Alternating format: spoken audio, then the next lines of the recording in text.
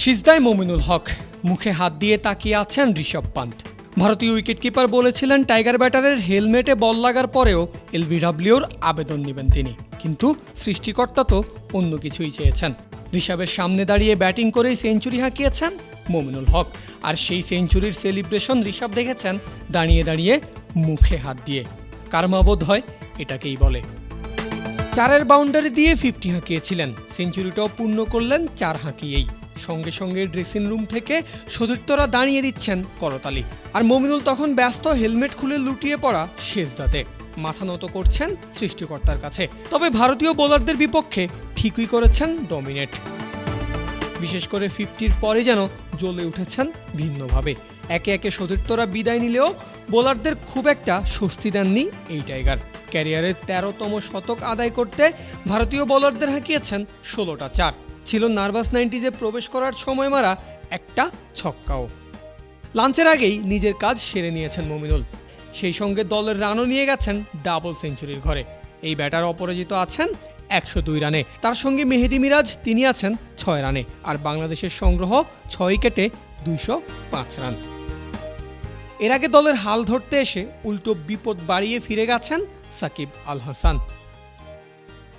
আগের বলেই Ravichandran আশ্বিনকে inside out শটে মেরেছিলেন চমৎকার এক 4, তারপরেই যেন ধৈর্য হারালেন। পরের বল মারতে গেলেন উড়িয়ে ছক্কা, কিন্তু হলো না সেটা। মিড অফ থেকে অসাধারণ ক্যাচ মোহাম্মদ সিরাজের। সাকিব ফিরলেন 9 রান করে, বাংলাদেশ হারালো 6 নম্বর উইকেট।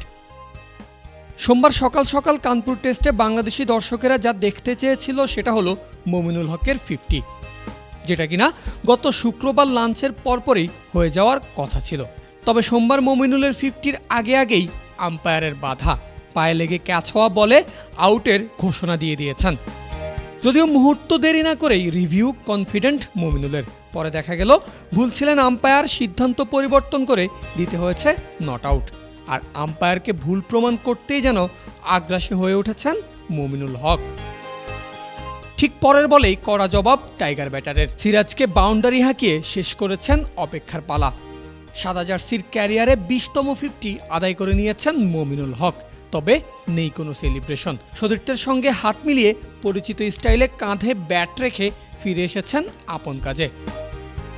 যদিও সকালটা খুব একটা প্রত্যাশিত হয়নি টাইগারদের। আগের বলেই হতে পারত বিপদ, তবে সেই যাত্রায় বেঁচে গিয়েছিলেন মুশফিকুর রহিম। বরং ওই বল থেকে পেয়েছেন দিনের প্রথম বাউন্ডারি। তবে জাসপ্রীত বুমরার ঠিক পরের বলটা পড়তেই ব্যর্থ হয়েছেন বাংলাদেশি ব্যাটার। অফ স্টাম্পের বাইরের বল ভেবে পরিচিত স্টাইলে ছেড়ে দিয়েছিলেন মুশফিকুর রহিম, আর তাতেই ঘটল অঘটন। বল সোজা গিয়ে ভেঙেছে মুশির অফ স্টাম্প। পায়ে গিয়েও শেষ রক্ষা পাননি টাইগার ব্যাটার। এভাবেই আপন হয়ে উঠুক সবাই ইসপির আপন করা স্বাদে। ইসপি আপন করা স্বাদ। প্রায় 2.5 দিন অপেক্ষার পর মাঠে গড়িয়েছে কানপুর টেস্টের 36তম ওভার। 2 দিনের ক্ষতি কিছুটা হলেও পুষিয়ে নিতে সোমবারের 2 সেশনেই খেলার সময় বাড়ানো হয়েছে 10 মিনিট করে। যাই হোক, 3 উইকেটের বিনিময়ে 107 রানের স্কোর থেকে শুরু করে বাংলাদেশ। 2 ব্যাটার 6 রানে অপরাজিত মুশফিক, আর 40 রান দিয়ে শুরু হয় মমিনুল হকের সকালটা। শুরুতে দুজনেই ছিলেন বেশ সাবধানী, এর মধ্যেই নিজের উইকেট হারালেন মুশফিক। 112 রানে 4 নম্বর উইকেট হারালো বাংলাদেশ। মমিনুলকে সঙ্গ দিতে ক্রিজে আসেন নতুন ব্যাটার লিটন দাস। তবে শুরুটা সাবধানী নয়, বরং আগ্রাসী মেজাজ লিটনের। উদ্দেশ্য 2 দিনের 4 ইনিংসের খেলায় যত দ্রুত সম্ভব স্কোরবোর্ডে রান তোলা। টানা 2-4 কাভারে এরপরেরটা স্কোয়ার লেগ দিয়ে। প্রায় 2.5 দিনের অপেক্ষার পর দর্শকেরা যেমন ব্যাটিং দেখতে চেয়েছিলেন, জাসপ্রীত বুমরার 1 ওভারে 3-4 হাঁকিয়ে ঠিক তেমনটাই উপহার দিয়েছিলেন লিটন দাস। তবে বেশি দূর যেতে পারেননি তিনি। রোহিত শর্মা যে ক্যাচটা তালুবন্দি করেছেন, যেন নিজেই বিশ্বাস করতে পারছিলেন না। এটা অবিশ্বাস্য ভেবে মাথায় হাত শুভমান গিলেরও। এমনই এক অসাধারণ ক্যাচে লিটনকে ফিরতে হয়েছে 13 রান করেই। দাস ফিরেছেন টাইগারদের 5ম ব্যাটার হিসেবে সাজঘরে। পারভেজ আল হাসান, ক্রিক ফ্রেন্জি।